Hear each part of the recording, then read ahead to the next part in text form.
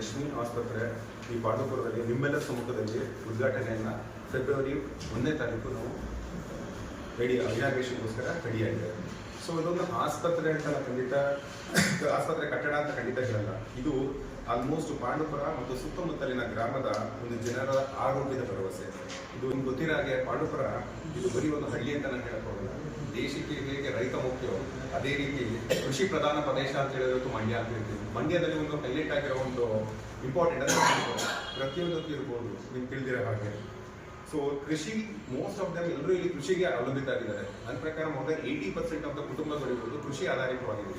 ಅದ್ರ ತಕ್ಕಂತೆ ಒಂದು ಇಲ್ಲಿ ಸಾಂಸ್ಕೃತಿಕವಾಗಿರ್ಬೋದು, ಅಲ್ಲಿ ಸಹಬಾಳ್ವೆ ಇರ್ಬೋದು, ಪ್ರತಿಯೊಂದು 3 ರಿಲಿಜನ್ ನಮ್ಮ ಎಲ್ಲರೂ ಕೂಡ ಒಗ್ಗಟ್ಟಾಗಿ ಇರೋ ಒಂದು ಒಂದು ಗ್ರಾಮ, ಒಂದು ಟೌನ್ ಅಂತ ಹೇಳಿ ಭಾಳ ಇಷ್ಟಪಡ್ತೀನಿ ನಾನು.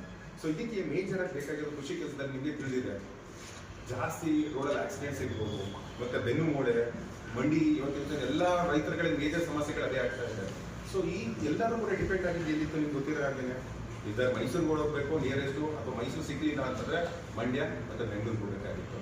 ಸೊ ಈ ಒಂದು ಇದಕ್ಕೋಸ್ಕರನೇ ಇಲ್ಲೇ ಒಂದು ಲೋಕಲ್ ಸರ್ವಿಸ್ ಆಗಿ ಪ್ರತಿಯೊಬ್ಬರಿಗೂ ಅನುಕೂಲ ಆದಾಗ ಎಷ್ಟು ನಮ್ಮ ರೈತರುಗಳಿಗೆ ಅನುಕೂಲ ಆಗುತ್ತೆ ಅಂತ ಮೇನ್ ಇಂಟೆನ್ಷನ್ ಹಾಸ್ಪಿಟಲ್ ಓಪನ್ ಮಾಡಲಿಕ್ಕೆ ನಾವು ಪ್ಲಾನ್ ಮಾಡಿದ್ವಿ.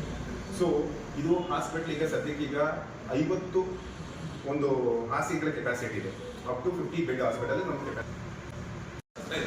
ಈಗ ಒಂದು ಸರ್ಜರಿಗೆ ಇಷ್ಟು ಅಂದ್ರೆ ಯಾವುದೋ ಒಂದು, ಈಗ ನಾನು ನ್ಯೂರೋ ಸರ್ಜರಿ ಆಗಿರೋದ್ರಿಂದ ನಾನು ನ್ಯೂರೋ ಸರ್ಜರಿ ಬಗ್ಗೆ ಹೇಳ್ತೀನಿ.